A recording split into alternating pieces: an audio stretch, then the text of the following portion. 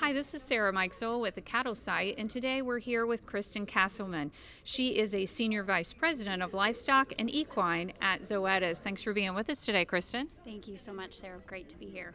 Very good. And today, Kristin and I are in San Antonio, Texas at the National Cattlemen's Beef Association Conference, which is about to kick off, at least the trade show this afternoon. I guess the event's been going on all day today. Yes. So, yeah, and it's going to be a busy day and a busy show tonight. We can tell because there are people in cowboy hats everywhere, isn't there? Everywhere.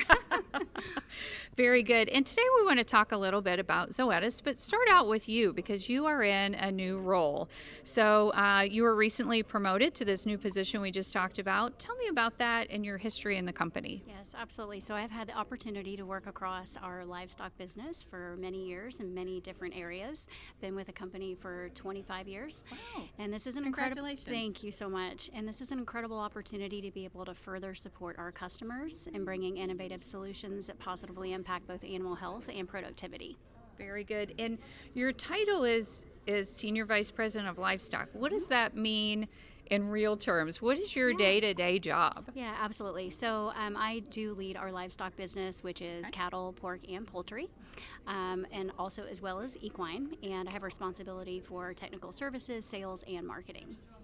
That's a big job. Yeah, absolutely. Very thankful. Very good. When it comes to the success of Zoetis across all livestock species, how important is the role of innovation and research for the current products as well as new ones in the pipeline? It's a great question. Innovation is incredibly important to us, and it's at the core of everything we do. We are very blessed to have a portfolio that spans the continuum of care, so it allows us to predict, prevent, detect, and treat disease. Right. And we play in spaces such as vaccines, parasiticides, implants, antibiotics, genetics, and biodevices. And we're very committed to continuing to evolve our products and services to ensure that we are meeting the needs of our customers, and we're also able to help them positively impact their animal health as well as productivity and the efficiency of their operations. Very good. And when I think of research, I think of Zoetis. You guys do a lot of ongoing research that you share out with the industry, right? We absolutely do. It's also something that we are, very focused on and committed to. In 2024, we invested $614 million in R&D, and it is something that allows us to continue to innovate and bring new solutions to our customers. Right, because it's not always just about new products. Sometimes research is about just learning new information or how something works better doing it a certain way, right? 100%. We have actually challenged ourselves to define innovation differently. So instead of it just being a new product launch, we actually define it as doing something different that has impact. So that could be a product, but it could also be the support of a product or the services that come along with the product. Very good. What are some of the biggest accomplishments for Zoetis in the past year? Yeah, so we were able to innovate our Cenevex implant line, bring a new product to market. We were also able to bring new reimplant label claims. Great. We also launched Valcor, which is the first dual ingredient internal parasite control for cattle in the United States. And we also recently received an import permit for turkey rhinotracheitis vaccine, allowing us to really support poultry producers and veterinarians as they fight emerging avian metapneumovirus vaccine in the United States.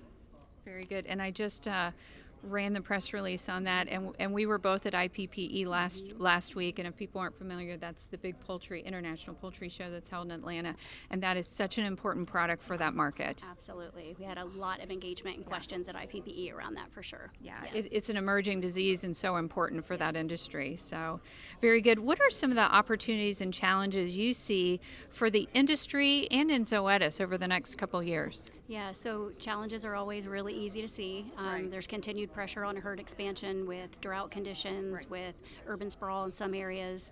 The average age of the U.S. producer is not dropping. And we know that there have been significant labor resource challenges across all areas of the industry. Right. Some of the opportunities continue to be how cattle producers are embracing and implementing new technologies. It's also important for us to understand what the impact of these animal health interventions have on sustainability, Right. and how we can help producers really be able to apply that information in a measurable way. And then as an animal health company, some of our biggest opportunities are continuing to support our producers and veterinarians in how they can adopt new approaches and new management management practices to better fit the needs of their individual operations. Very good. And we see so many challenges, as you said. The opportunities aren't always as easy to see, and you really have to, come together as a team, right? And look at those kind of opportunities. 100%, and very much, collaborating with customers and bringing in our expertise from a technical standpoint, from a sales standpoint, to make sure we understand, number one, what their goals are and what are the ways that we can help support those. And is it possible, I would think as a big organization has its own challenges too. You guys have a bigger organization, but cross species, there's certainly things that you can learn from each other, right? 100%. That has been one of the biggest benefits in bringing all of our different protein species under one livestock umbrella. The amount of passion and engagement that our colleagues have had and genuine curiosity to learn each other's businesses has been very inspiring. And then to your point, there are synergies and there are more things that are similar than not. So it's really allowed us to, I think, evolve and increase our value proposition to the customer. Right. At IPPE last week, I'm sure you saw it too, there was an amazing amount of new technology and automation, right, that they're bringing to the industry. And like you, I'm always thinking across species because of the nature of my business.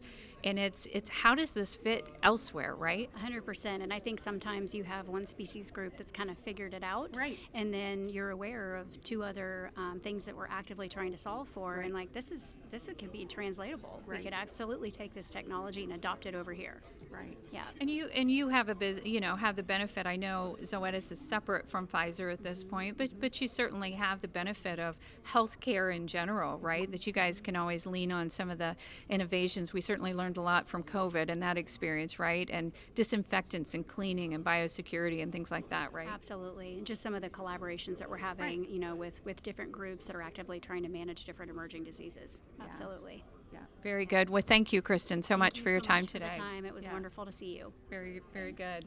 This is Sarah Mikesell with the Cattle Site.